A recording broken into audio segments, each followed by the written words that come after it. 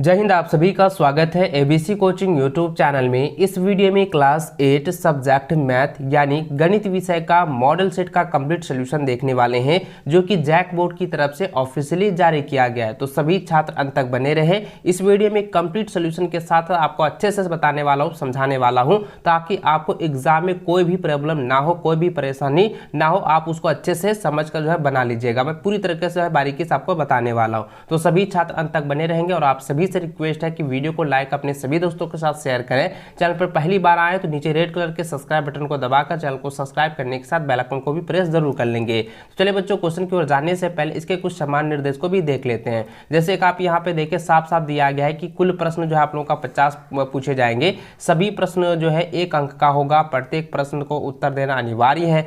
सब प्रत्येक प्रश्न में जो आपको 4-4 विकल्प दिए जाएंगे। जो सही विकल्प होगा उसको मार्कशीट को अच्छे से गोले को काला करना है। और दोस्तों, समय जो मात्र 1.5 घंटे का 1 घंटा का ही दिया जाएगा। ठीक है, मात्र 1 घंटे में ही आपको जो है 50 क्वेश्चन का सॉल्यूशन आपको करना है और अच्छे से आपको बनाना है, एक भी गलती नहीं करेंगे। ठीक है, तो चलिए दोस्तों क्वेश्चन की ओर चलते हैं। देखिए, सबसे पहला सवाल आप हमारे स्क्रीन पर देखें, दिया गया है 1 नंबर की सबसे छोटी पूर्ण संख्या कौन है। दोस्तों, मैंने आपको बताया था पूर्ण संख्या क्या होता है। तो पूर्ण संख्या होता है गिनती की संख्या में अगर 0 को शामिल कर दिया जाए तो उसे हम लोग पूर्ण संख्या कहेंगे। और यहाँ पे ये कहा गया है कि सबसे छोटी पूर्ण संख्या, तो दोस्तों इसका आंसर हो जाएगा ऑप्शन नंबर 2 हो जाएगा 0। इसको आप लोग अच्छे से याद कर लीजिएगा। ठीक है, चलिए अगला सवाल देखिए, 2 नंबर दिया गया है कि 5 का व्युत्क्रम क्या होगा। तो दोस्तों, मैंने आपको बताया था ना कि व्युत्क्रम का जो मतलब होता है वो होता है उल्टा, यानी किसी भी संख्या को उल्टा कर दिया जाए तो उसका व्युत्क्रम कहलाएगा। जैसे कि यहाँ पे सिर्फ 5 दिया है तो 5 यहाँ नीचे लिखा हुआ है, तो नीचे हम लिख सकते हैं ये एक जो है क्या होता है, छुपा होता है। इसको हम उल्टा करेंगे यानी अपोजिट करेंगे, व्युत्क्रम करेंगे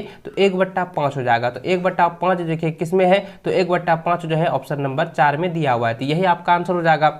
अगला सवाल तीसरा नंबर है, कहता है कि 19 का वर्ग क्या होगा। तो बच्चों, मैंने एक शॉर्ट तरीका मैंने आपको बताया था किसी भी संख्या का वर्ग निकालने के लिए। एक बार मैं फिर से आपको बता देता हूं। देखिए यहाँ पे क्या है, 19 मैंने लिखा, तो सबसे पहले क्या करें, इसको खंड कर देना, 2 भागों में खंड कर दिए। अब 1 का सिर्फ वर्ग निकालेंगे तो 1 का वर्ग आता है 1, और 9 का करेंगे तो 9 का क्या हो जाता है, 81 आ जाता है। अब इसको 1, 9 और 2 को गुना कर दीजिए, कितना हो जाएगा, 18 हो जाएगा। तो 18 लिख देंगे। अब यहाँ पे करेंगे 1, 8, 8, 16 कर 6, 1, 2, 1, 3, तो देखिए 361 आ चुका है। तो 361 जो है किस ऑप्शन में है, तो भाई तो देखिए ऑप्शन नंबर 2 में 361 दिया हुआ है। इसको आप लोग जो है ना कॉपी में अच्छे से जो है सॉल्यूशन को नोट कर लीजिएगा, इसको अच्छे से समझ लीजिए। और दोस्तों, अगर आपको कोई भी परेशानी होती है, अगर आपको यहाँ पे थोड़ा सा भी समझने में कोताही होती है, प्रॉब्लम होती है, तो मुझे कमेंट करके जरूर बताइए। आपको व्हाट्सएप के माध्यम से पूरा सॉल्यूशन के साथ आपको समझा दिया जाएगा। ठीक है, चलिए बच्चों आगे बढ़ते हैं। अगला सवाल जो है चौथा नंबर दिया गया है।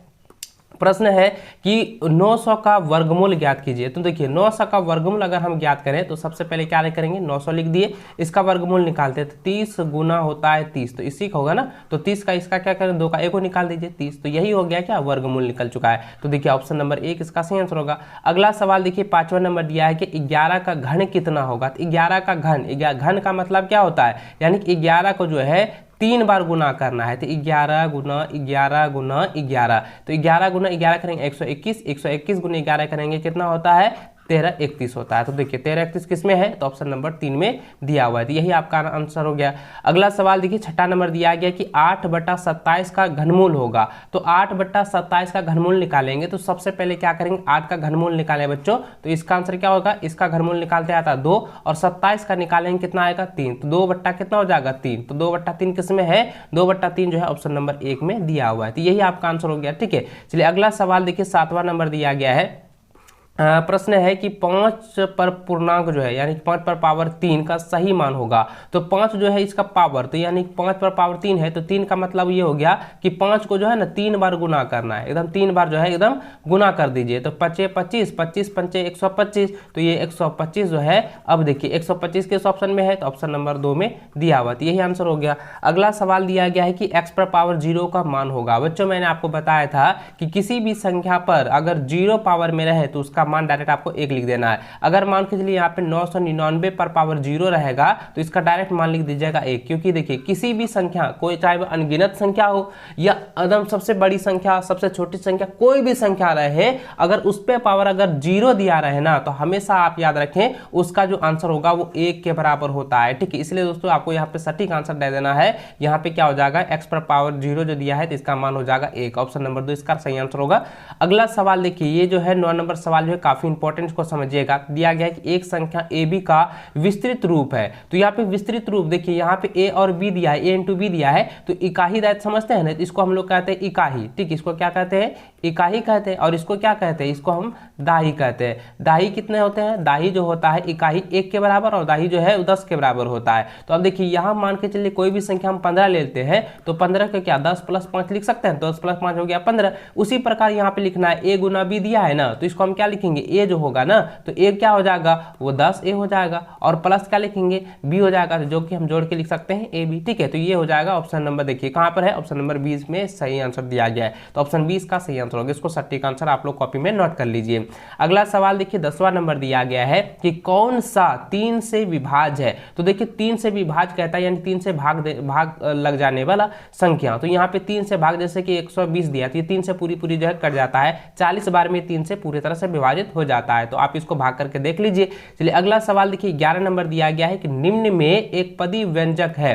तो एक पदी का मतलब क्या होता है कि कोई भी संख्या में एक पद, मात्र एक पद होना चाहिए, चाहे वो x और y के गुणन में हो या y या z के गुणन में हो, ठीक है, या x z y के गुणन में हो, या आप लिख सकते हैं 3xy के गुणन में हो। तो सिर्फ मात्र एक ही पद होना चाहिए, इसके साथ में ना ही प्लस माइनस लगा जाए, कुछ भी नहीं हो, सिर्फ एक पद। तो देखिए एक पद यहाँ पे सिर्फ किस में दिया है, तो ऑप्शन नंबर 2 में दिया है, तो यही हो जाएगा 2xy जो है ये एक पदी व्यंजक है। ठीक है, अगला सवाल दोस्तों 12 नंबर दिया गया है, कहता है कि -2, ठीक है, देखिए -2xy में संख्यात्मक गुणांक, यहाँ पे जो है देखिए चर और अचर के बारे में मैंने बताया था ना, तो चर पद क्या होता है, चर पद होता है अल्फाबेट वाला, इंग्लिश का जितना भी जेड तक अल्फाबेट है वो सभी चर पद है, और अचर हो गया कि जो संख्यात्मक पद है तो वो उसको हो गया अचर पद। तो यहाँ पे सिर्फ कह रहा है कि संख्यात्मक गुणांक क्या होगा, तो देखिए यहाँ पे क्या है कि -2 है, जो -2 जो है वो किसके साथ गुना है, वो x और y के साथ गुणन है, तो ये -2 जो होगा ना तो वो संख्यात्मक गुणांक होगा। तो देखिए यहाँ पे क्या हो गया, ऑप्शन नंबर 2 इसका सही आंसर होगा, -2 इसका सही आंसर होगा, इसको आप लोग नोट कर लीजिए। ठीक है,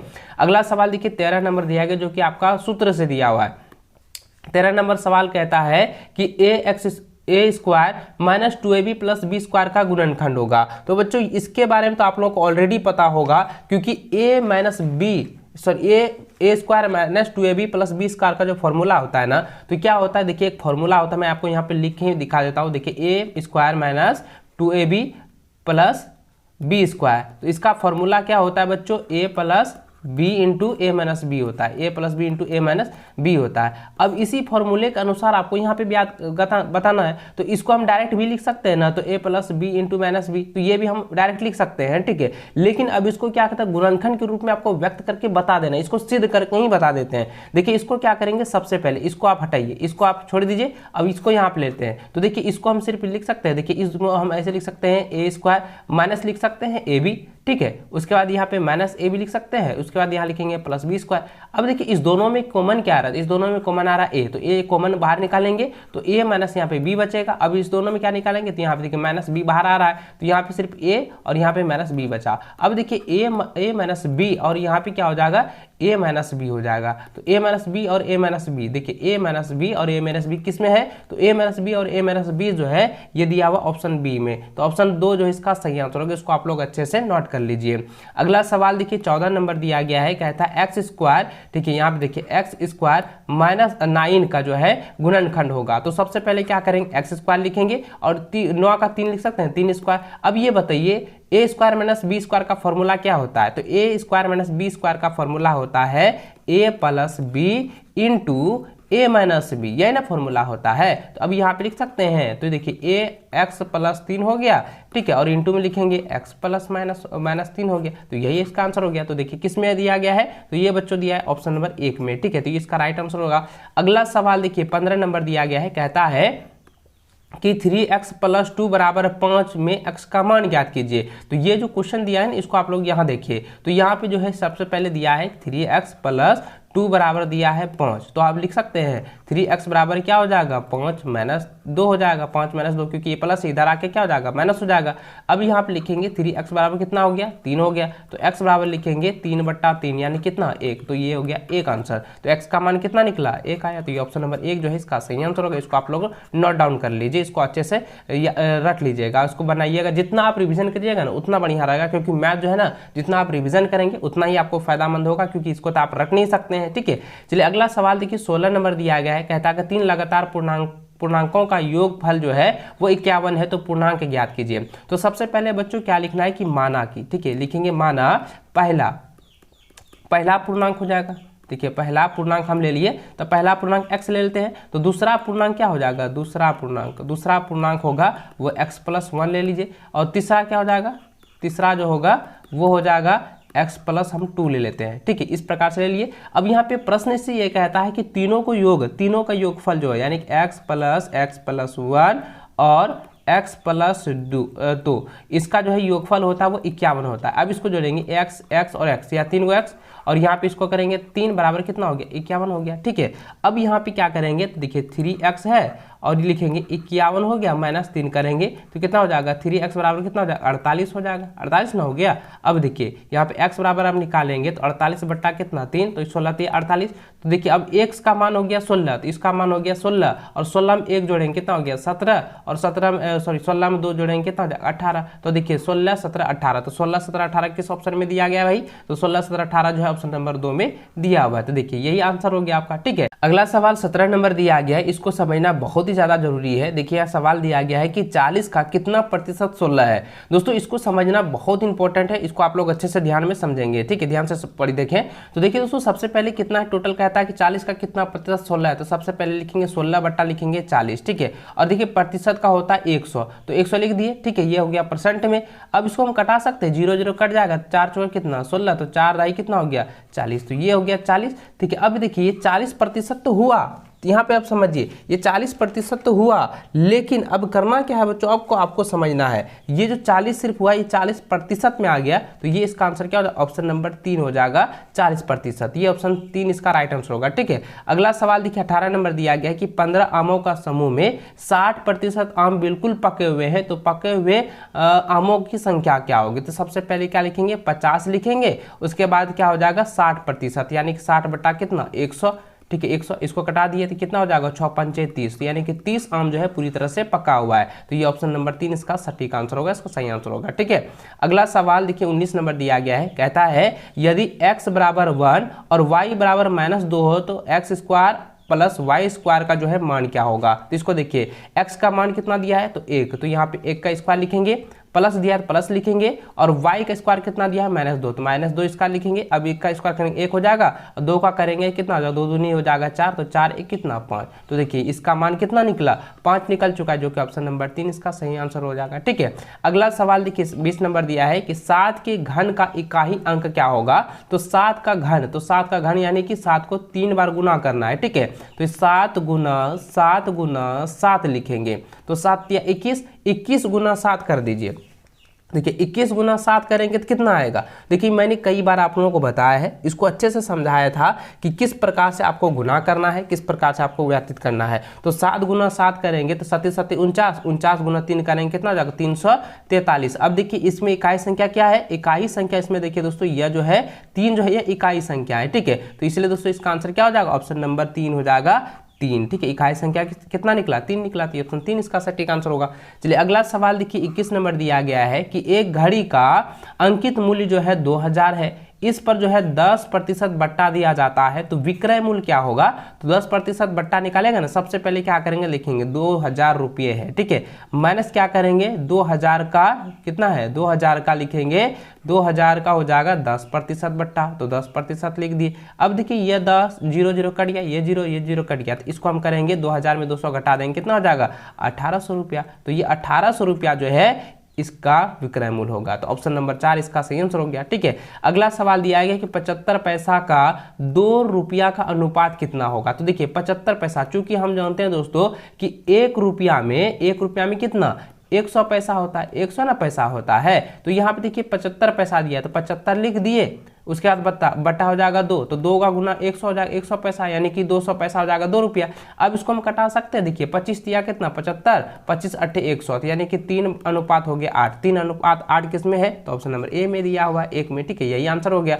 चलिए अगला सवाल देखिए दोस्तों, 23 नंबर दिया गया है कि दो परिमेय संख्याओं के बीच कितनी परिमेय संख्याएं होती है। तो दो परिमेय संख्याओं के बीच जो है अनंत परिमेय संख्या निकाल सकते हैं, तो ऑप्शन नंबर 4 इसका सही आंसर होगा, ठीक है। अगला सवाल 24 नंबर है कि निम्न में से एक पाइथागोरस त्रिक होगा। तो देखिए दोस्तों, पाइथागोरस त्रिक में हम लोगों ने पढ़ा था कि कर्ण जो होता है, कर्ण का जो स्क्वायर होता है वो क्या होता है कि लंब स्क्वायर प्लस आधार स्क्वायर होता है। क्या होता है, ये नहीं होता है, लंब स्क्वायर प्लस आधार स्क्वायर होता है। तो कर्म यानी कि बड़ी वाला संख्या, तो बड़ी वाला संख्या अब देखिए यहाँ पे 4 3 2 ये सब दिया, तो ये दोनों तो नहीं होगा। अब देखिए ये 3 नंबर होगा, तो कैसे होगा, तो यहाँ पे मैं आपको बता रहा हूँ। तो 10 का यहाँ पे 10 का स्क्वायर कर दिए।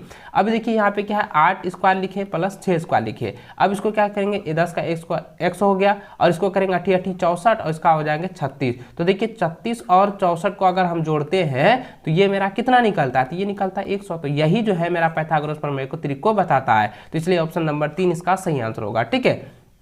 अगला सवाल 25 नंबर दिया गया है कि एक प्रेशर कुकर का अंतिम मूल्य जो है, यानी अंकित जो मूल्य है वो 450 रुपये यानी 450 रुपया है, और यदि जो है यह 360 में उपलब्ध है तो बट्टे का राशि क्या होगा। तो बट्टे की राशि ज्ञात करना है बच्चों, अभी ध्यान दीजिए, इसको आप लोगों को अच्छे से समझना है, अच्छे से आपको बनाना है, समझना है, ठीक है। देखिए सबसे पहले कितना दिया है, 360 रुपया, 360 रुपया लिख दिए। अब यहाँ पे कितना था भाई 450 रुपया, 450 रुपये लिखेंगे। अब बट्टे में कहता है तो बट्टे का 100 लिख दीजिए, ठीक है। अब इसको हम कटा सकते हैं, देखिए इसको हम अगर कटाएं तो 6 6 के 36, 12 तिया 36 भी हम कटा सकते हैं, 12 तिया 36, और ये हो जाएगा 15 तिया 45, तो 15 हो जाएगा। फिर इसको हम कटा सकते हैं, देखिए ये हो जाएगा 4 तिया 12, और ये हो जाएगा 5, देखिए यहाँ पे हम इसको निकालेंगे तो 5 तिया 15, ठीक है। तो अब इसको हम कटा सकते हैं 20, देखिए 20 पंचे 100, तो 20 गुना 4 करेंगे कितना हो जाएगा, तो ये हो जाएगा 80, तो ये हो जाएगा 80 रुपया। तो देखिए 80 रुपया कहाँ पर है, तो 80 रुपया जो है ऑप्शन नंबर 2 में दिया हुआ है, तो यही आपका आंसर हो गया। चलिए अगला सवाल देखिए, ये 26 नंबर दिया गया है कि यदि 16 पेंसिल का मूल्य जो है वो 64 रुपया है, तो 144 पेंसिल खरीदने में कितने खरीदे जाएंगे, यानी कि 144 रुपये में कितने पेंसिल खरीदे जाएंगे। तो लिखेंगे चूंकि 64 रुपये में, चूंकि 64 रुपये में कितने पेंसिल है, 16 पेंसिल है, ठीक है। तो हम 1 रुपये में एक पेंसिल खरीदने के लिए कितना रुपया लगेगा, तो 16 बट्टा 64, यानी कि 1/4। अब इसको निकालेंगे, इसीलिए तो 144 में 144 रुपये में पेंसिल खरीदेंगे, तो 1/4 गुना 144 करेंगे। अब इसको कटा दीजिए तो कितना हो जाएगा, देखिए 144 को अगर हम कटाते हैं तो 12 ये हो जाएगा 4 तिया 12 3, और यहाँ पे कितना निकल गया भाई 2, तो 6 चौके 24, यानी कि हो गया 36 पेंसिल ना। तो 36 पेंसिल कहाँ पर है, तो ऑप्शन नंबर 3 इसका सही आंसर होगा, ठीक है। चलिए आगे बढ़ते हैं। अगला सवाल जो है 27 नंबर दिया गया है कि 45 व्यक्ति किसी काम को जो है 13 दिन में करते हैं, उसी काम को 39 व्यक्ति कितने दिन में काम करेंगे। तो अब देखिए यहाँ पे ये क्या है दोस्तों, आपको यहाँ पे आपको बनाना है कि 39 दिन में कह रहा था, ये 13 व्यक्ति जो है पहले काम कर रहा था। अब यहाँ पे क्या लिखेंगे, इसको हम लिख देंगे, यहाँ पे हो जाएगा 45 और बटा लिखेंगे x, इस प्रकार से। अब इसको करेंगे 13 तिया 39, यहाँ पे हो जाएगा कितना 3x बराबर हो जाएगा 45। अब इसको निकाल सकते हैं, x बराबर कितना हो जाएगा 45 बट्टा हो जाएगा 3, यानी कि 15 तिया 45। तो अब देखिए ये टोटल जो है 15 दिन में काम जो है कंप्लीट हो जाएगा, तो ऑप्शन नंबर 4 जो है इसका सही आंसर होगा, ठीक है। चलिए अगला सवाल देखिए 28 नंबर दिया गया है कि वर्ग के सभी बाह्य कोणों का योग कितना होता है। तो देखिए बाह्य कोणों का सबसे पहले अंतः कोण का होता है, अंतः कोणों का योग कितना होता है, देखिए अंतः कोणों का योग होता है 360 डिग्री, तो इसका हम 2 से गुना करेंगे कितना हो जाएगा 720 डिग्री। तो यही आपका जो है बाह्य कोणों का योग बन जाएगा, तो ऑप्शन नंबर 3 इसका सही आंसर होगा 720 डिग्री, ठीक है। चलिए अगला सवाल 29 नंबर दिया गया है कि 500 रुपये का, ठीक है, 500 रुपये का 5% वार्षिक ब्याज की दर से 2 वर्ष का साधारण ब्याज ज्ञात कीजिए। तो यहाँ पे देखिए साधारण ब्याज, ठीक है, साधारण ब्याज का जो फॉर्मूला होता है बच्चों वो क्या होता है, ब्याज का फॉर्मूला होता है मूलधन गुना दर गुना समय, ठीक है ना, होता है दर गुना समय बटा 100 होता है। तो ये आपका फॉर्मूला हो गया।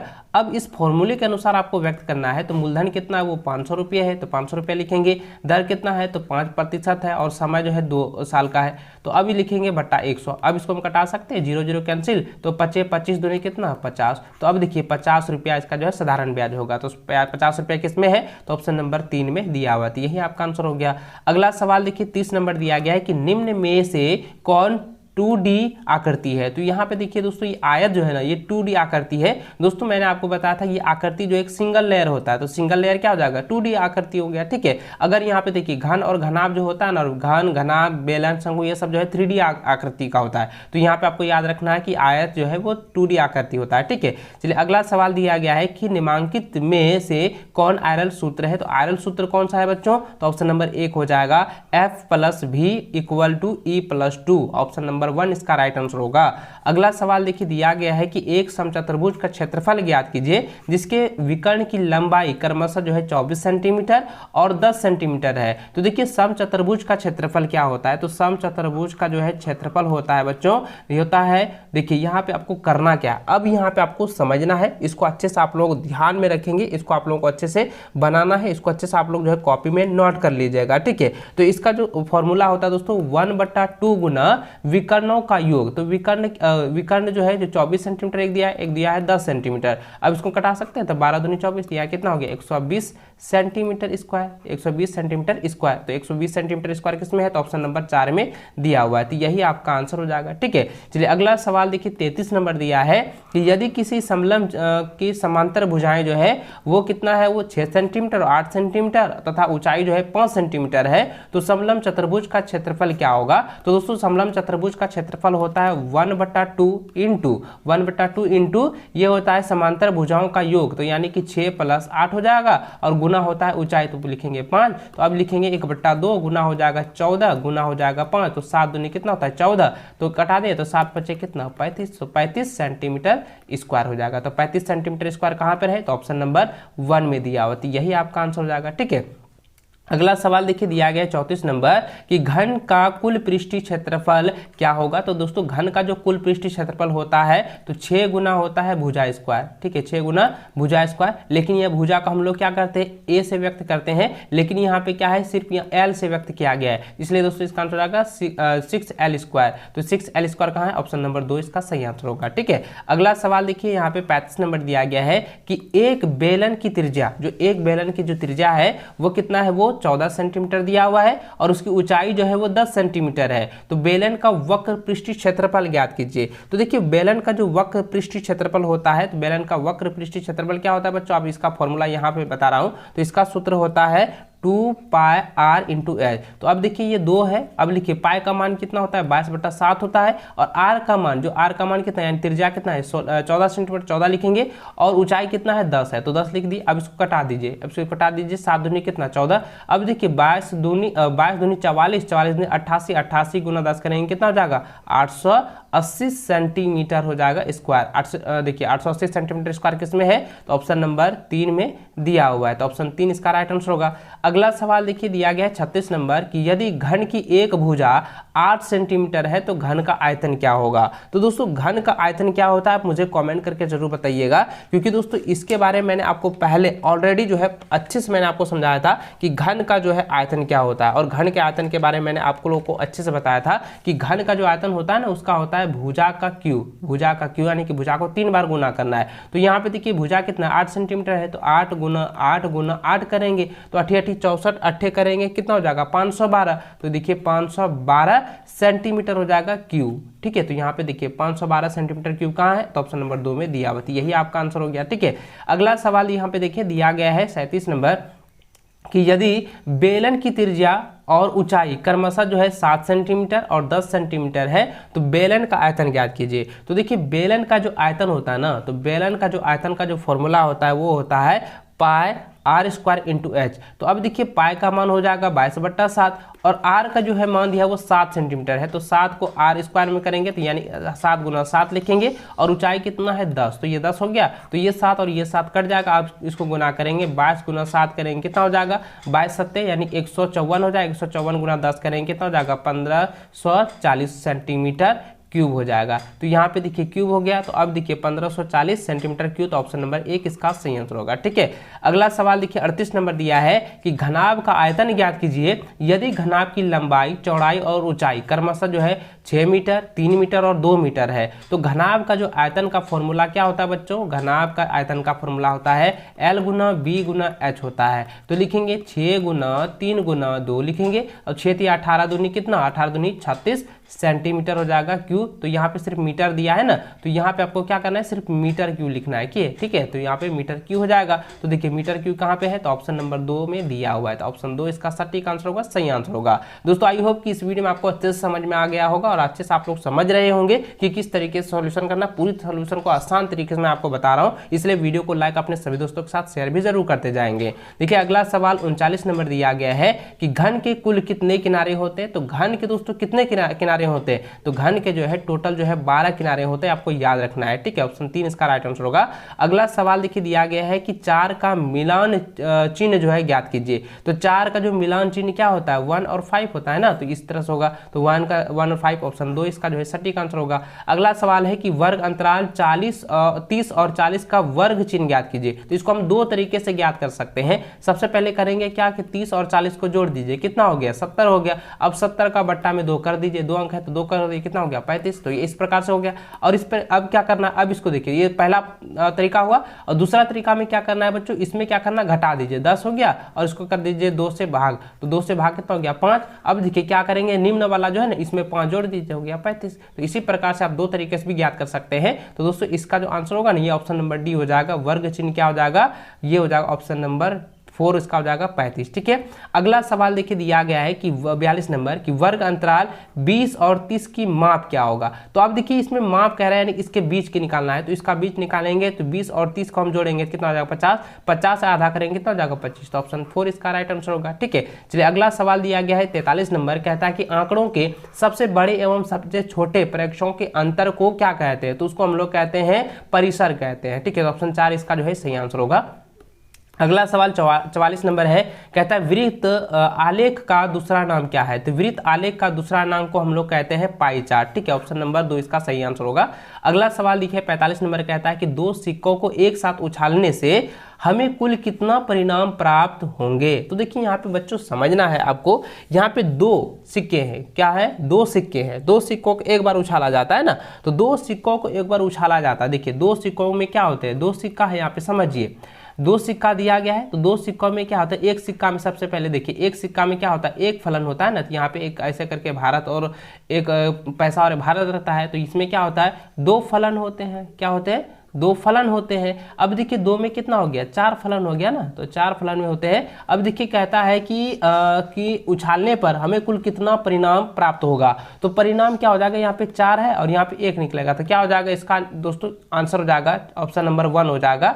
4 फलन होंगे, यानी कि 4 बार परिणाम आएगा। तो ऑप्शन नंबर 1 इसका सही आंसर होगा। ठीक है, इसको आप लोग नोट कर लीजिए। अगला सवाल देखिए 46 नंबर दिया गया है, कहता है कि जब एक पासे को फेंका जाता है तो उसके सतह पर एक सम संख्या आने की प्रक्रिया ज्ञात कीजिए। तो देखिए पासे में दोस्तों क्या होता है कि पासे में, ठीक है, पासे में क्या होता है? अंकित अंक रहता है, जो कि लिखते हैं 1 2 3 4 5 और 6 तक होता है। इसमें सिर्फ सम संख्या बताना है। तो सम संख्या, अब देखिए सम संख्या क्या गो है? 2 है, 4 है और 6 गो है, यानी टोटल कितना हो गया? टोटल जो हो गया है वो 3 है। अब इसकी प्रायिकता ज्ञात करनी है। ठीक है, प्रायिकता याद करनी है। तो अब देखिए प्रायिकता जब इसको हम ज्ञात करेंगे तो टोटल कितना था? वो 6 था, और यहाँ पे कितना सम संख्या? वो 3 गो है, तो 3 बट्टा लिखेंगे 6, तो यहाँ देखिए 1/2 हो जाएगा। तो अब देखिए 1/2 किस में है? तो 1/2 है जो दोस्तों आप देखिए यहाँ पर है, ऑप्शन नंबर 3 में दिया हुआ है। तो यही आपका आंसर हो गया। ठीक है, चलिए अगला सवाल दिया गया है, काफी इंपॉर्टेंट 47 नंबर। यहाँ क्वेश्चन ये कह रहा है, कहता है कि एक थैले में जो है 4 नीली है, 2 हरी है और 5 जो है काली गेंद है। तो देखिए सबको पहले आप जोड़ दीजिए, 4 हो गया, 2 हो गया और 5 करेंगे, तो 5 2 7 4 11, तो 11 गेंद है टोटल। अब यहाँ पे कहता है इसको जो है यादृच्छा निकाला जाता है, बिना देखे जो निकाला जाता है, इसकी क्या प्रक्रिया होगी कि नीली गेंद, देखिए निकाली गई गेंद जो है पीली होगी। अब यहाँ पे देखिए कहता है 4 नीला था, 2 हरा और यहाँ पे 5 काला गेंद था, लेकिन पीला एक होगा था नहीं था ना, तो इसका क्या हो जाएगा, इसका 0/11 करेंगे कितना हो जाएगा 0, तो इसकी प्रक्रिया हो जाएगी 0। ठीक है, तो ऑप्शन नंबर जो है 1 इसका सही आंसर होगा। ठीक है, अगला सवाल देखिए 48 नंबर दिया गया कि मूल बिंदु का निर्देशांक क्या होगा, तो मूल बिंदु का निर्देशांक होता है 0 और 0, आप इसको अच्छे से नोट कर लीजिए। अगला सवाल है कि बिंदु -3 और -4 किस चतुर्थांश में होगा। देखिए दोस्तों आपको पता होगा, मैंने निर्देशांक में आपको बताया था कि ये जो चतुर्थांश है ये पहला भाग होता है, ये दूसरा भाग होता है और ये जो है तीसरा भाग होता है और ये क्या होता है चौथा भाग, जो कि ये जो होता है ना ये प्लस और प्लस में होता है, ये क्या होता है प्लस और माइनस में होता है, ये क्या होता है माइनस और माइनस में होता है और ये प्लस और माइनस में होता है। तो देखिए दूसरा भाग में क्या होगा, तो यहीं पर ना ये x हो गया, ये x डैश हो गया, ये y और y डैश। अब देखिए यहाँ पे कहता है माइनस माइनस वाला में, तो माइनस क्या हो जाएगा, अब यहाँ पे देखिए ये माइनस वाला है, ठीक है, और ये भी माइनस वाला है, तो यहाँ पे क्या लिखेंगे, x का अक्ष क्या है -3, तो यहाँ पे -3 हो जाएगा और यहाँ पे क्या हो जाएगा -4, तो इसका अक्ष यहाँ पे ना बनेगा, जब ये बनेगा किस क्षेत्र में है, तो ये जो है तृतीयक क्षेत्र में है, तो ये ऑप्शन नंबर 3 इसका सही आंसर हो गया। ठीक है, अगला सवाल देखिए दोस्तों दिया गया है 50 नंबर, कहता है कि बिंदु a 2 और -5 का कोटि मान क्या होगा। दोस्तों आपको पता होगा भुज और कोटि, भुज और कोटि, x अक्ष को भुज कहा जाता है और y अक्ष को कोटि कहा जाता है। तो देखिए x अक्ष ये वाला x अक्ष है, ये 2 जो है x है, तो इसको हम कहेंगे भुज, ठीक है, और -5 वाला क्या हो जाएगा कोटि हो जाएगा, तो -5 ये कोटि हो गया, तो ऑप्शन 2 इसका सही आंसर होगा। दोस्तों इस प्रकार से हमने जो है आपको जो है पूरी सॉल्यूशन के साथ एकदम आसान तरीके से आपको सॉल्यूशन बताया है, मैथ के टोटल चीज मैंने आपको बताया ताकि आपको जो है एग्जाम में कोई भी दिक्कत ना हो, कोई भी परेशानी ना हो। अगर इसमें भी आपको कुछ भी प्रश्नों का जो है डाउट लग रहा है, कोई भी कंफ्यूजन लग रहा है, मुझे नीचे कॉमेंट जरूर कीजिएगा और व्हाट्सअप का जो लिंक जो दिया गया उसमें आप ज्वाइन कर लीजिए। अगर वहाँ पे भी आपको समझ में नहीं आ रहा है तो आप मुझे डायरेक्ट मैसेज कर दीजिएगा, मैं आपको पूरी तरह से व्हाट्सअप के माध्यम से आपको अच्छे से समझा दूंगा ताकि इस बार भी आप बोर्ड की परीक्षा में अच्छा से अच्छा अंक जो है ला सके। चलिए दोस्तों इस वीडियो में बस इतना ही, वीडियो को लाइक शेयर करते हुए चैनल पर जरूर सब्सक्राइब कर लेंगे। मिलते हैं नेक्स्ट में, तब तक जय हिंद, वंदे मातरम।